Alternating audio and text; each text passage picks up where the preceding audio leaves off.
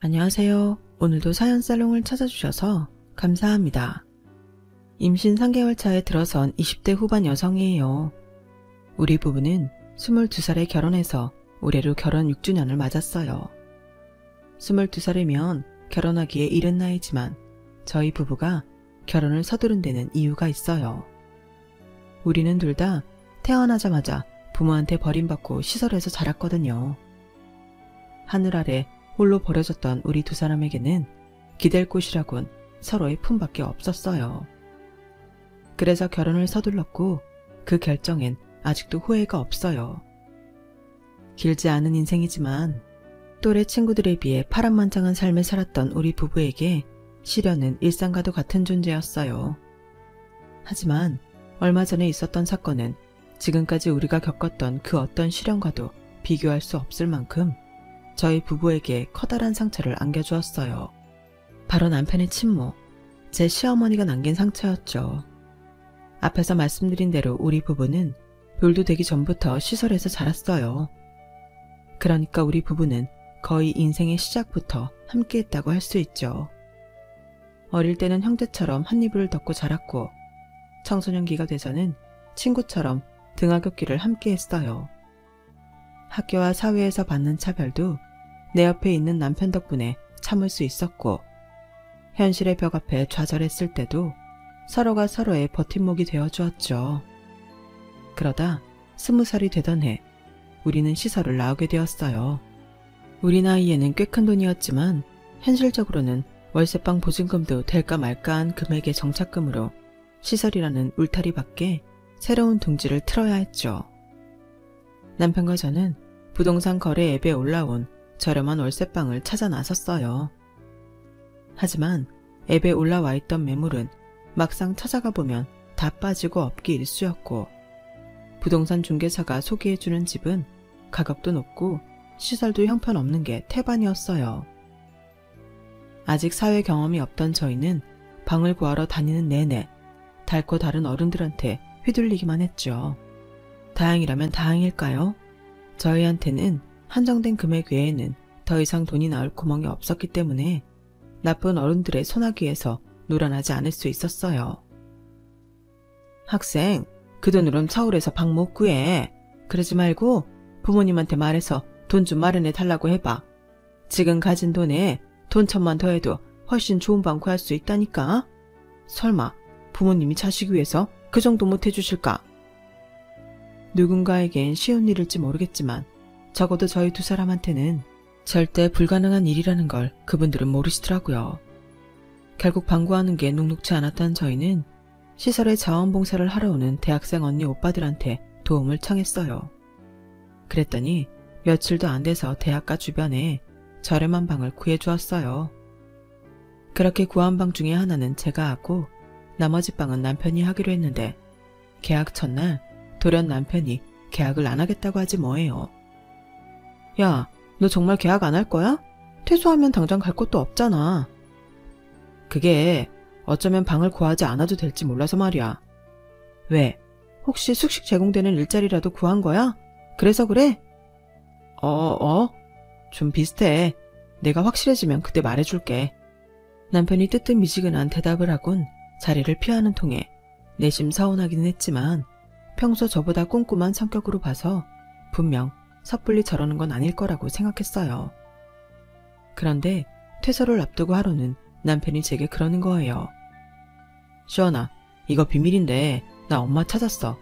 시설에서 나가면 엄마랑 살 거야. 무엇보다 반가운 말이었지만 그 말을 듣는데 순간 가슴이 철렁했어요. 그동안은 서로 같은 처지였기에 누구보다 가깝게 느껴졌었는데 이제는 더 이상 우리가 같은 처지가 아닌 게 되었으니까요. 난 여전히 어두운 터널 속을 걷고 있는데 남편은 저 멀리 밝은 곳에 나가 있구나 하는 생각에 마냥 축하해 줄 수만은 없더라고요. 물론 겉으로는 웃는 얼굴로 축하한다는 말은 했지만 그런데 이어진 남편의 말에 약간 의구심이 생기더라고요. 근데 말이야, 이거 원장님이랑 선생님들한테는 비밀이다. 실은 엄마가 나랑 살 집을 구하는데 돈이 부족해서 내 정착금도 보태야 하거든.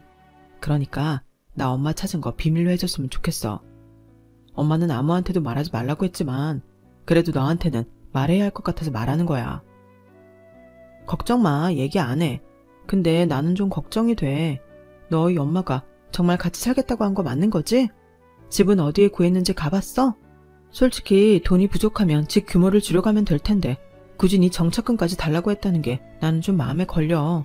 정말 믿을 수 있는 거야? 그 말에 남편은 불같이 화를 냈어요. 야, 이시원, 너 지금 우리 엄마를 의심하는 거야? 아무렴 엄마가 자식한테 거짓말을 하겠냐? 왜? 내가 엄마 찾았다니까 배 아파서 그래? 나랑 같은 고아로 살다가 나만 탈출하는 것 같아서 배 아파 그러냐고. 정연이 너 무슨 말이 그러니? 난 그저 네가 걱정돼서. 그러자 남편은 제 말을 뚝 자르며 말했어요. 됐어. 그깟 걱정 필요 없으니까 앞으로 내일에 상관 마. 시설 퇴소를 며칠 앞두고 20년 가까이 친구이자 남매처럼 지냈던 우리는 그렇게 갈라서게 되었어요. 퇴소 후 저는 계약해둔 집으로 이사를 했어요. 이사라고 해봐야 약간의 옷가지와 책, 그리고 후원자분들이 보내주신 살림도구 몇 개가 전부였지만 그래도 이것도 이사라고 반나절이 훌쩍 지나가 버리더라고요. 해가 지고서야 어느 정도 정리를 마치고 밥을 먹게 되었어요. 이삿날에는 짜장면이라도 이사를 도와준 대학생 봉사자분들과 방바닥에 둘러앉아 먹는데 순간 이 자리에 없는 남편 생각이 나더라고요. 평소대로라면 누구보다 열심히 짐도 나르고 제 걱정을 해줄 친구인데 방범창은 튼튼한지 누수가 되는 곳은 없는지 유난이다 싶을 정도로 꼼꼼하게 집안을 살피며 잔소리를 해대려 서기 더는 내 곁에 없다는 걸 깨닫자 부모 잃은 새처럼 어깨에 힘이 쭉 빠지는 것 같았어요. 태어나서 지금까지 하루도 떨어져 지낸 적이 없던 터라 그 빈자리가 더욱 크게만 느껴졌는지도 모르겠네요. 그러면서도 한편으론 나한테 그따위 소리나 해놓고는 사과도 않고 나보다 하루 일찍 퇴소를 해버린 남편이 믿기도 했어요. 그래, 이렇게 나온다 이거지? 좋아, 나도 너 있고 혼자 잘 살 거다. 앞으론 길에서 우연히 보더라도 아는 척하지 말자. 속으로 이를 박박 갈면서 단무지를 씹어댔죠. 이사를 마친 그날 혼자 텅 빈 방에서 잠을 자려는데 기분이 이상하더라고요. 그리 넓은 방도 아닌데 작은 소리도 울리는 게 마치 세상에 혼자 남겨진 것 같은 기분마저 들었어요. 평소 제 옆에서 귀찮게 하던 동생들도 없고 제 물건에 손을 댈 짓궂은 애들도 없으니 좋아해야 마땅한데 오히려 그 귀찮았던 순간들이 그리워지기까지 한 거예요. 혼자라는 게 이렇게 허전한 거구나 하는 걸 퇴소 전날 깨달을 수 있었어요. 그래서 더 남편이 그립더라고요. 하지만 언제까지고 감상에 빠져 살 수만은 없었어요. 이제는 먹는 것도 입는 것도 온전히 제 손으로 해결해야 하는 만큼 열심히 벌어야 했거든요. 당시 저는 아직 고정적인 일자리를 찾지 못해서 전부터 하고 있던 패스트푸드점 아르바이트를 하고 있었어요. 학교도 졸업하고 시간이 많아서 타임을 늘렸더니 엄청 피곤해서 퇴근하고 나면 집에 와서 쓰러지듯 잠들기 일쑤였어요. 그러던 어느 날이었죠. 피곤에 쩔어서 잠이 들었는데 초인종 소리가 들리더라고요. 그 시각에 나를 찾아올 사람이 없어서 잘못 누른 거겠거니 하고 다시 잠을 청하려는데 이번엔 문을 두드리는 소리가 들리더라고요. 순간 겁이 덜컥 났어요. 그럴 리는 없지만 문 밖에 저 사람이 당장 현관문을 뜯고 들어오지 않을까 걱정이 됐거든요. 이 시간에 도움을 청할 곳도 없어서 막막한 그때 문 밖에서 낯익은 목소리가 들렸어요. 시원아, 나야 정연이. 안에 있으면 문 좀 열어줘. 정연이란 말에 순식간에 긴장이 풀어졌어요. 그리고 니네 화가 치밀었죠. 야, 지금이 몇 시인데 남의 집에 찾아와서 문을 열래? 볼멘 소리를 하면서 현관문을 열었는데 글쎄, 야 이정연, 너 꼴이 왜 이래? 제 눈앞에 서 있는 남편의 모습은 서울역에서 보던 노숙자나 다름없었어요. 정말 미안한데 나 며칠만 재워주면 안 될까? 나 갈 데가 없어. 창피함도 무릅쓰고 나를 찾아온 남편은 그 말을 하면서 울먹였어요. 그 모습을 보고 제가 어떻게 돌려보낼 수가 있겠어요. 야, 친구끼리 뭐가 미안하냐? 이 멍청아. 그딴 소리 할 시간 있으면 당장 들어와서 씻어. 너 냄새 엄청 구리니까. 저는 남편을 데리고 들어와 욕실에 밀어 넣었어요. 그리곤 제가 가진 옷 중에서 사이즈가 가장 큰 바지랑 티셔츠를 꺼내 욕실 문 앞에 놓았어요. 아무래도 상태를 보아하니 며칠 굶은 것 같아서 라면을 끓이고 비상용 햇반도 하나 데웠어요. 씻고 나온 남편은 제 예상대로 배가 많이 고팠는지 자존심이고 뭐고 허겁지겁 라면을 먹느라 바빴어요. 밥을 다 먹은 남편은 그제야 잊었던 창피함이 밀려왔는지 저랑 눈도 못 마주치고 고개를 숙이더군요. 너 엄마랑 산다고 친구도 버리고 가더니 왜 이 꼴로 왔냐? 혹시 너 엄마한테 쫓겨났냐? 그러자 남편이 어깨를 들썩이며 흐느끼기 시작했어요. 20년간 같이 살았지만 그런 모습은 처음이라서 당황한 저는 어쩔 줄 몰라 했죠. 한참을 흐느끼던 남편은 어느 정도 마음이 진정됐는지 지난 한 달여간 있었던 일들을 전해주었어요. 퇴소하던 날 택시에 짐을 싣고 함께 살기로 한 집까지 갔더니 정작 그 집에선 엉뚱한 사람이 나오더래요. 같이 살 집을 구한다고 남편의 정착금까지 받아간 엄마는 돈만 챙기곤 호련히 사라진 뒤였죠. 휴대폰으로 전화를 해보니 없는 번호라는 멘트만 흘러나왔고요. 엄마한테 2번이나 버려졌다는 사실에 하늘이 무너지는 것 같았대요. 게다가 정착금마저 뺏겼으니 당장 살 집을 구할 길도 없었죠. 그렇다고 길바닥에서 손 놓고 있을 수는 없어서 고등학교 동창한테 짐을 맡기고 엄마를 찾아 나섰지만 떨어져 산 시간이 길었던 만큼 남편은 자기 엄마에 대해 아는 게 거의 없었어요. 그렇게 무작정 엄마를 찾아 나섰던 남편은 가지고 있던 돈도 떨어지자 노숙자 쉼터를 전전하며 생활했고 그러다 저를 찾아온 거였죠. 제 집 근처까지 왔다가 염치가 없어서 몇 번이나 망설였지만 추위와 배고픔에 지쳐있던 남편은 결국 저희 집 초인종을 누릴 수밖에 없었어요. 그 얘기를 듣는데 속에서 천불이 나는 것 같았어요. 남편한테는 미안한 말이지만 엄마라는 그 인간이 사람 같지도 않다는 생각이 들더라고요. 잘 알았어. 이제 그딴 엄마 잊고 살아. 넌 버려진 게 아니라 네가 엄마를 버렸다고 생각하면 되잖아. 그러니까 다 잊고 나랑 여기서 살자. 다시 일자리도 구하고 예전처럼 그깟 부모 없는 셈 치고 살자. 달라질 건 없어. 애초에 우리한텐 부모가 없었잖아. 결국 그날 밤 남편은 눈이 퉁퉁 붓도록 오열을 했고 그런 남편을 보며 저도 울었어요. 이제 정말 세상에는 우리 2사람뿐이라는 생각이 들더군요. 남들이 보기엔 어떨지 모르겠지만 시설에서 오랜 시간 함께 살아온 탓에 원룸에서 함께 지내는 건 그리 불편하지 않았어요. 서로 일하는 시간이 달라서 제가 집에서 잘 땐 남편이 일을 했고 제가 출근할 시간엔 남편이 집에서 잠을 잤어요. 그러다 모처럼 쉬는 날에는 함께 시장을 가다가 밥도 해먹고 가끔은 영화를 보러 나가기도 했죠. 그렇게 함께하는 시간이 길어지자 서로에 대한 감정도 서서히 변해갔어요. 어릴 때부터 볼 거 못 볼 거 다 보고 살았던 친구에서 연인으로 발전했거든요. 22살이 되던 해 우리는 따로 결혼식 없이 혼인신고를 했어요. 몇 년 뒤에는 신혼부부 임대주택도 신청해서 집도 넓혀갈 수 있었고요. 그 사이 둘 다 정규직으로 취직을 해서 생활도 많이 안정되었죠. 남편은 택배기사로 일을 했고 저는 다이소에 취직해서 다니고 있었어요. 물론 일은 힘이 들었지만 4대 보험까지 되니 저희처럼 비빌 언덕이 없는 사람들한테 이보다 좋은 직장은 없었죠. 어릴 때부터 힘든 순간을 함께 버텨와서 그런지 우리 부부에게는 부부 이상의 끈끈함이 있었어요. 일종의 전우애 같은 게 있었으니까요. 게다가 일찍부터 함께 살아와 그런가 사소한 것 하나도 서로 상의해서 결정을 했는데 딱 하나 의견이 팽팽하게 갈리는 게 있었어요.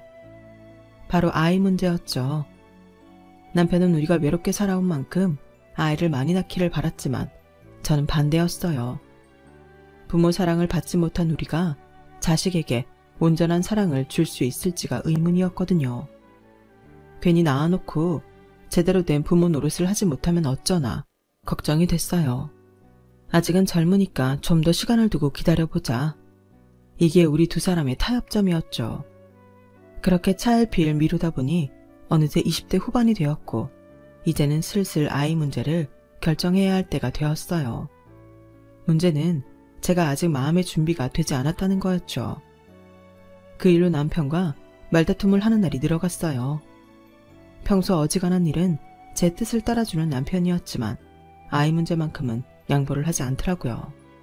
그렇게 팽팽하게 서로의 입장을 고수하던 어느 날 남편 겉옷에서 비싼 한정식집 영수증이 나온 거예요. 1인분에 5만 원이 넘는 가격으로 2인분을 주문해서 세금 포함 13만 6천 원이 나왔더라고요. 아직까지 우리 부부는 기념일에도 이런 고가의 음식을 먹어본 적이 없었는데 도대체 누굴 만났길래 이 돈을 내고 밥을 먹었나 의심스럽기도 했고 한편으로는 서운하기도 했어요. 그즈음 부부 사이가 소원해서 더 그런 마음이 들었는지도 모르겠어요. 그런데 이후로도 남편 주머니에선 의심스러운 영수증들이 연이어 나오기 시작했어요.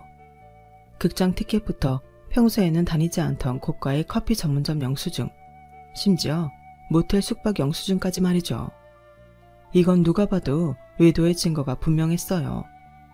그래서 남편의 뒤를 밟기로 하곤 쉬는 날 아침부터 외출을 하는 남편을 따라 나섰어요.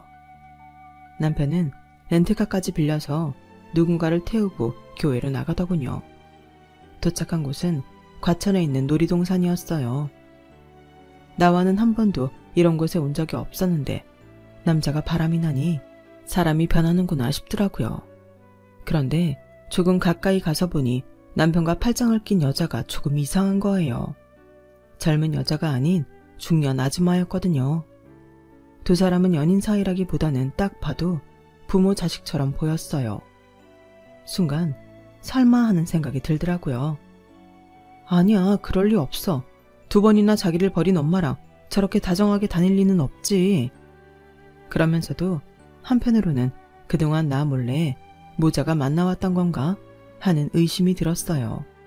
그날 저는 더는 남편의 뒤를 밟지 않고 혼자 집으로 돌아갔어요.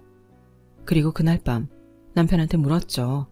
오늘 놀이동산에서 데이트를 했던 사람이 누구냐고요. 너 거기 왔었어? 설마 나 미행한 거야? 지금 그게 중요하니? 그동안 네 주머니에서 나온 식당 영수증, 커피 전문점 영수증, 심지어 모텔 영수증까지 딱 봐도 외도 증거였어. 내 남편이 나 몰래 의심스러운 행동을 하는데 내가 가만히 있어야 했을까? 너라면 그랬겠니? 그러니까 말해. 그 여자 누구야? 설마 너희 엄마 다시 만나니? 제 물음에 남편은 잠시 뜸을 들이다가 입을 열었어요. 맞아, 우리 엄마야. 얼마 전에 다시 연락이 됐어. 진작 말하려고 했는데 너도 알잖아. 한동안 우리 냉전이었던 거. 아이 문제로 사이도 안 좋은데 우리 엄마 문제까지 꺼내면 더 불편해질 것 같아서 좀 이따가 말하려고 했어. 속이려고 했던 거 아니야. 믿어줘. 그래, 그건 그렇다 치고 왜 다시 나타난 건데? 그보다 넌 화도 안 나니? 너한테 어떻게 했는지 다 잊었어? 엄마도 그땐 어쩔 수 없었대. 전세 사기를 당해서 나 볼 면목이 없어서 그랬던 거래. 엄마 몸 하나도 건사하기 힘들어졌는데 괜히 나한테 기대게 될까봐 일부러 피하신 거래. 어이가 없었어요. 이런 말도 안 되는 변명을 믿으라고요? 야, 넌 그 말을 믿냐? 적어도 상황이 어떻게 된 건지는 알려줬어야지.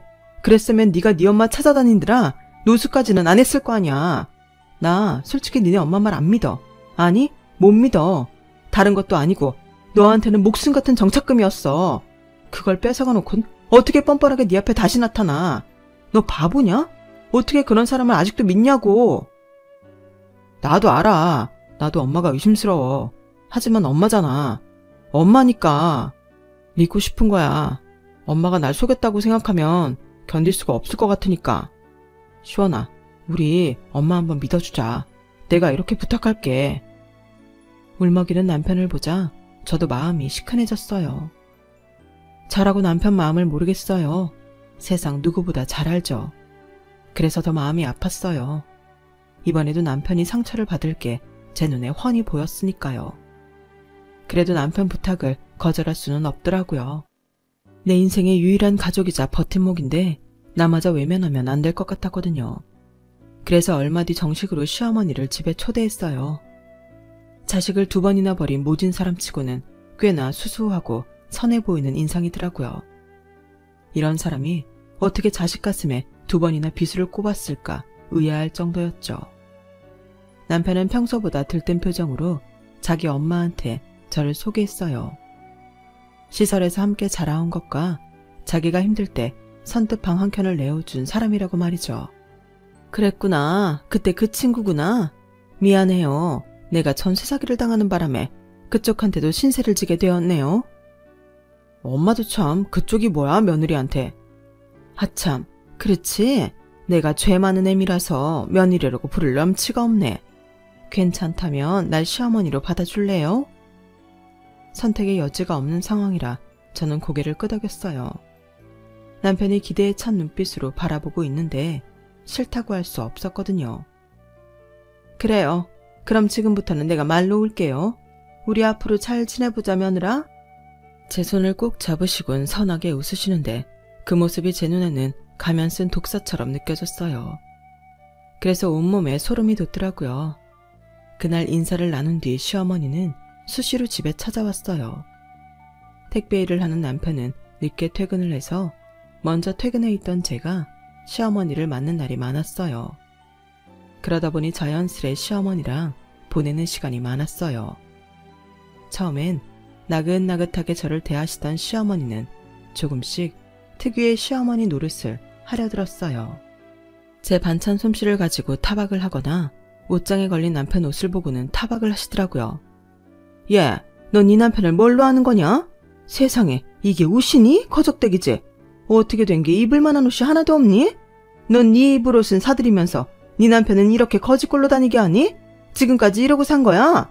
세상에. 그리고 말 나온 김에 얘기 좀 하자. 너 애 안 갖겠다고 그랬다며? 어머님, 그게 아니라 아직 마음의 준비를... 그러자 제 말을 딱 자르며 한숨을 쉬시더라고요. 세상에 기가 막혀서 말도 안 나온다. 예, 니들처럼 부모 없이 자란 애들은 하나라도 더 낳아서 북적대고 살아야 하는 거야. 근데 뭐? 마음의 준비? 넌 무슨 놈의 준비를 6년이나 하니? 그 놈의 마음은 이번 생에 준비가 되긴 하는 거냐? 쓸데없는 고집 부리지 말고 애부터 가져. 난 또 뭐 대단한 이유라도 있다고? 네 고집 때문에 우리 집 대끈을 생각 말고 얼른 애부터 낳아. 굴러들어온 돌이 박힌 돌 빼낸다는 말은 익히 들어와서 알고 있었지만 그 말을 이렇게 심하게 실감하게 될지 몰랐어요. 시어머니는 저희 부부의 은밀한 영역까지 침범해서는 자기 뜻대로 휘저으려 하셨어요. 솔직히 당장이라도 대들고 싶었어요. 어머님이 언제부터 엄마 노릇을 했다고 이러시는 거예요. 괜히 잘 살고 있는 우리 부부 사이에 분란 일으키지 마시고 가만 계세요.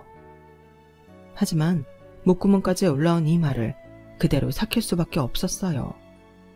제가 이렇게 따졌다가는 상처는 고스란히 제 남편이 받게 될 테니까요.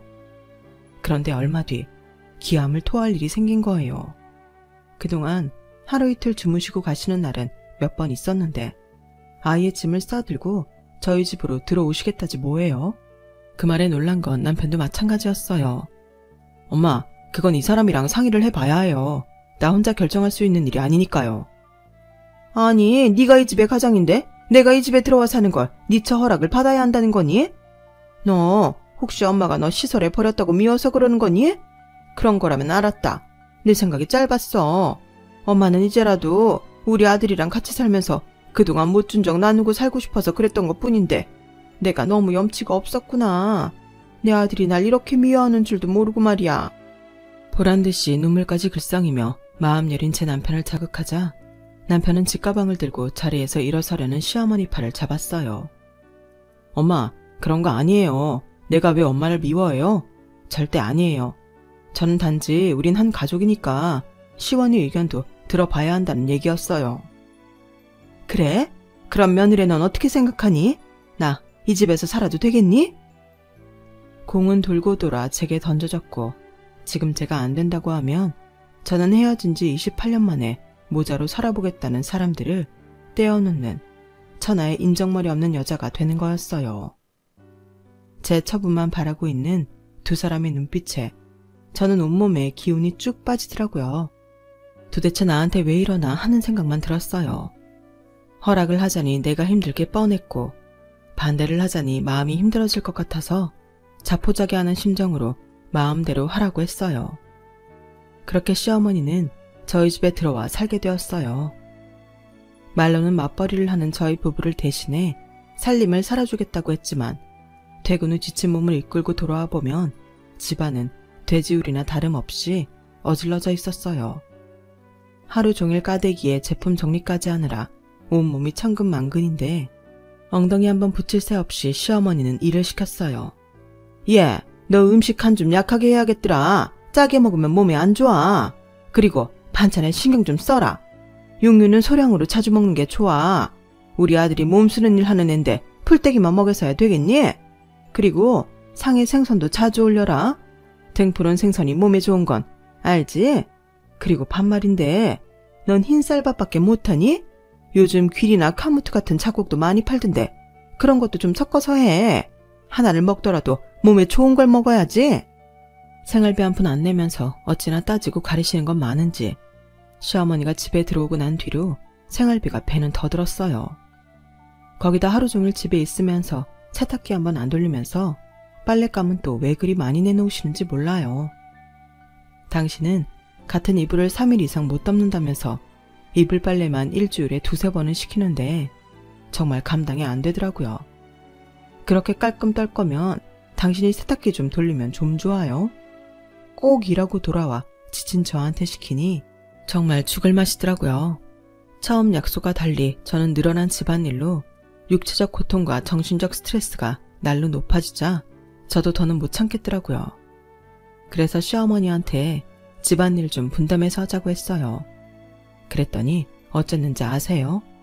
멀쩡히 TV를 보고 있다가 제 남편이 현관에 들어서는 소리가 들리자 갑자기 대성통곡을 하며 며느리가 시애미 구박한다고 고래고래 소리를 지르는 거예요. 내가 죄인이지. 자식 버리고 산 주제 이제 와서 애미 노릇하겠다고 찾아온 내가 미친년이야. 며느라, 내가 다 잘못했다. 네 말대로 네가 시키는 일 다 할 테니까 나가라는 소리만은 하지 말아다오.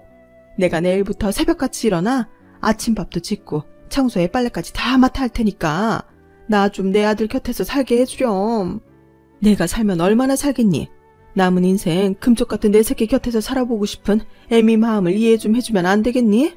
네가 시키는 건 다 할 테니 제발. 시어머니가 닭똥 같은 눈물까지 뚝뚝 흘리며 내 다리를 잡고 통곡하자 남편이 제게 불같이 화를 냈어요. 야, 이시원, 너 우리 엄마한테 뭐라고 한 거야? 너 없을 때 너 항상 이렇게 우리 엄마를 구박했던 거니? 네가 뭔데 우리 엄마한테 이래? 나도 용서하겠다는데 네가 왜 난리냐고. 아들아, 이러지 마라. 얘는 잘못 없다. 다 내 탓이야. 내가 집안일 소홀히 해서 그래서 얘가 한 소리 한 것뿐이야. 다 이애미 탓이니까 네 처한테 뭐라고 하지 마라. 아주 누가 보면 제가 시어머니를 구박하는 줄 알 정도로 시어머니는 쇼를 해댔어요. 적어도 남편은 어머니의 눈간에 확실히 넘어간 것 같더라고요. 남편은 결혼 이후 처음으로 얼굴까지 붉히며 제게 화를 냈고 제가 아무리 변명을 해도 들을 생각을 하지 않더라고요. 결국 그 일로 남편과 저는 한동안 말도 섞지 않았어요. 그때 처음으로 이혼에 대해 진지하게 고민을 하게 되었죠. 하지만 이렇게 남편과 헤어지고 싶지는 않았어요. 언제고 시어머니는 제 남편을 상대로 단물만 빼먹고 버릴 게 뻔했으니까요. 비록 지금은 남편이 믿긴 했지만 그래도 끝까지 내 남편을 지켜주고 싶다는 마음이 더 컸어요. 그래서 참고 버티기로 했죠. 시간이 지나자 남편도 제게 너무했다 싶었는지 제 눈치를 슬슬 보더라고요. 그러자 시어머니가 이때다 싶었는지 남편과 제 사이에서 일부러 회방을 놓더라고요. 평소에 손에 물 한 번 안 묻히던 시어머니는 아들 먹인다고 삼계탕을 끓이질 않나, 갈비찜을 하질 않나 아주 눈물겨워서 혼자 보기 힘들 정도였어요. 남편은 난생 처음 엄마가 해주는 음식을 받아 먹으면서도 표정이 어두웠어요. 아무래도 저한테 미안해서 그랬던 모양이에요. 아들, 왜 이렇게 안 먹어? 엄마가 기껏 힘들게 만들었는데 좀 더 먹어봐. 엄마, 미안한데요. 나 정말 속이 안 좋아서 그래요. 나중에 먹을 테니까 엄마 먼저 드세요. 왜? 몸이 어디 안 좋아? 혹시 아픈 데 있는 거니? 그런 거면 엄마랑 병원에 가자. 가서 검사 좀 받아보자고. 아니에요. 그냥 하루 푹 자면 돼요. 그런데 그 순간 어머님이 이성을 잃고 버럭 소리를 치더라고요. 네가 의사야? 니깎게 뭘 한다고 병원에 안 간대. 가서 검사 받고 몸에 이상이 있는지 확인해야 될 거 아니야. 내가 이 노력을 했는데 네가 몸에 이상이 있으면 그땐 내가 억울해서 어떡하냐고. 우리 상우 생각하면 한시가 급한데. 별거 아닌 일에 폭주한 시어머니에 남편도 저도 순간 깜짝 놀랐어요.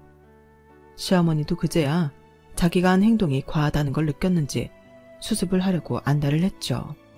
아니, 그러니까 나는 우리 아들이 걱정돼서 그런 거지 다른 뜻은 없어. 하지만 이미 남편은 미심쩍은 표정으로 변한 뒤였어요. 아들 걱정이 돼서 그런다고요? 아들 누구요? 방금 말한 상우라는 사람이요? 아니, 그게 그러니까 엄마가 다 설명할게. 일단 진정하고 숨 좀 고르고 얘기하자. 그냥 하세요. 저 멀쩡하니까. 왜 내 건강을 상우라는 사람이랑 관련지어 말하신 건데요? 내가 그 사람한테 내 장기라도 떼어줘야 하는 거예요. 그래서 나 찾아온 거였어요. 남편은 표정 변화 없이 담담하게 물었어요. 하지만 대답을 앞둔 시어머니는 손가락을 바들바들 떨 정도로 긴장한 티가 역력했어요. 실은 재혼해서 낳은 아들이 하나 있다. 어릴 때부터 간에 문제가 있었는데 얼마 전에 상태가 많이 안 좋아져서 이식밖에는 방법이 없다는구나. 그런데 애 아빠도 간이 안 좋아서 안 된다고 하고 나도 암 수술을 받은 적이 있어서 몸 상태가 그리 좋지가 않아. 믿을 거라곤 너 하나뿐이야. 이렇게 된 거 부탁 좀 하자. 우리 상우한테 간 좀 떼어줘. 많이도 아니야. 너 생활하는데 불편하지 않을 만큼만 떼어갈게. 엄마가 이렇게 부탁한다. 그 말을 듣는데 기가 막혀서 말이 안 나오더라고요. 돈도 아니고 이젠 간까지 떼어달라고요? 나만 놓고 버릴 땐 언제고 자기가 필요할 때만 찾아와서 이용해 먹고 가는 게 무슨 엄마래요? 그런데도 남편은 얼굴색 하나 변하지 않은 채 조용히 말을 이어갔어요. 제 간이면 돼요. 그거면 엄마가 행복해지시는 거예요. 그래, 다른 거 필요 없어. 엄마는 제발 우리 상우 위에 간만 떼어준다면 정말 바랄 게 없이 행복할 거야. 그 말에 남편은 자기 엄마 얼굴을 물끄러미 바라봤어요. 간절하게 매달리는 그 모습에 결국 남편은 눈물을 흘리더군요. 저는 남편이 어떤 심정으로 눈물을 흘리는지 누구보다 잘 알겠는데 시어머니는 그렇지 않았나 봐요. 이제 일이 다 성사됐다 싶었는지 들뜬 목소리로 그러는 거예요. 네가 택배 일한 데서 얼마나 다행이었는지 모른다. 하루 종일 뛰어다니는 일이니 따로 운동 안 해도 몸이 튼튼할 거 아니니. 이식 수술할 때 장기 공여자 건강이 얼마나 중요한지 아니? 최고로 쳐주는 게 젊고 튼튼한 20대 장기란다. 아무래도 장기가 싱싱하니까. 자기 아들을 두고 싱싱한 장기 취급을 하는 시어머니를 보니 순간 이성의 끈이 뚝 끊어져 버렸어요. 미친 소리하고 자빠졌네. 뭐? 내 남편을 두고 싱싱한 장기가 어쩌고 어째? 당신이 이거도 엄마야? 당신이 사람이냐고. 어떻게 자기 아들 마음은 생각 않고 배 갈라서 장기 빼갈 생각만 해? 상운지 뭔지 그 아들은 귀하고 눈앞에 앉는 이 아들은 고작 간 빼먹을 수 있는 껍데기로만 보이는 거냐고. 당신이 무슨 권리로 내 남편 간을 빼가겠다고 하는지 모르겠지만 난 절대 안 줄 거야. 손톱만큼도, 아니 눈곱만큼도 안 돼. 당신한테는 이 사람이 별거 아닐지 모르겠지만 나한텐 세상에서 가장 소중하고 귀한 사람이야. 당신이 함부로 상처 줘도 되는 사람이 아니라고. 그러니까 미친 소리 그만하고 당장 우리 집에서 나가. 당장 꺼지라고. 이게 어디서 시애미한테 지랄이야? 야, 내가 언제 너한테 간 떼어달라고 했냐? 내 아들한테 엄마가 간 달라고 하는데 네가 무슨 상관이야? 얘는 내가 낳았어. 네 아들이 아니라 내 아들이라고. 그러니까 넌 빠져. 처음부터 눈에 거슬린다 했더니 끝까지 방해를 하고 지랄이야. 아들, 이런 여자랑 말 섞지 말고 엄마랑 병원부터 가자. 가서 이식 척학검사부터 받고 수술 날짜도 잡아야지. 시어머니는 제 남편 손을 끌어당기며 병원에 가자고 재촉했어요. 그러자 남편이 그 손을 뿌리치며 그러더군요. 내가 간을 줘야 엄마가 행복하다면서요. 그래, 그러니까 엄마랑 병원 가자. 싫어요. 나 병원 안 갈 거예요. 난 엄마가 행복한 거 원하지 않거든요. 날 낳자마자 시설에 버려놓고 20년 동안 한 번도 찾아오지 않았잖아요. 기껏 찾아와선 내 정착금 훔쳐서 도망쳤잖아요. 그래놓곤 이제 살만하니까 찾아와선 내 간까지 내놓으라고요? 엄마가 염치 없는 사람인 건 알았지만 이렇게 쓰레기인 줄은 몰랐어요. 아니, 어쩌면 처음부터 알았는지도 모르겠네요. 그런데도 엄마를 받아들인 이유는 하나예요. 비록 쓰레기 같은 엄마지만 그래도 나한테 가족이 있다는 위안을 삼고 싶어서요. 그런데 이제 보니 엄마는 제 가족이 아니었네요. 남보다 못한 사이였어요. 내 가족은 지난 28년간 쭉 내 곁을 지켜준 내 아내 하나뿐인데 그걸 너무 늦게 깨달은 것 같아요. 그러니까 엄마, 이제 가세요. 난 내 가족이랑 잘 살 테니까 엄마는 엄마 가족이랑 사세요.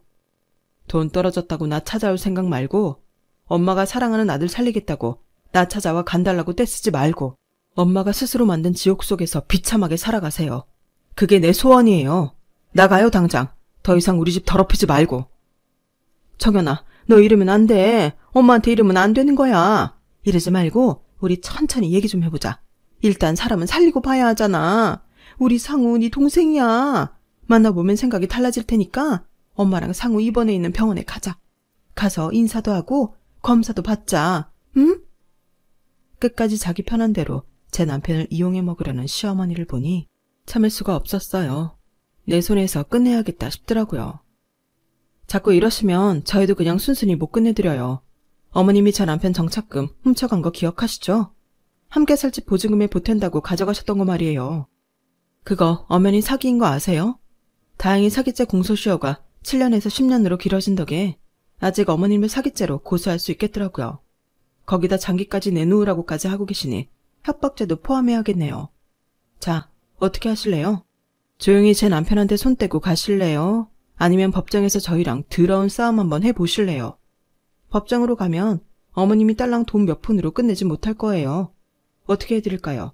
이참에 콩밥 좀 드셔보실래요? 어머님이 좋아하시는 건강식일 텐데 어쩌실래요? 그 말에 시어머니는 눈빛이 떨렸어요. 저희 그동안 부모 없이도 잘 살았어요. 그 얘긴 뭐냐면요. 어머님이 이 인생에 티끌만큼의 영향력도 행사할 수 없다는 얘기예요.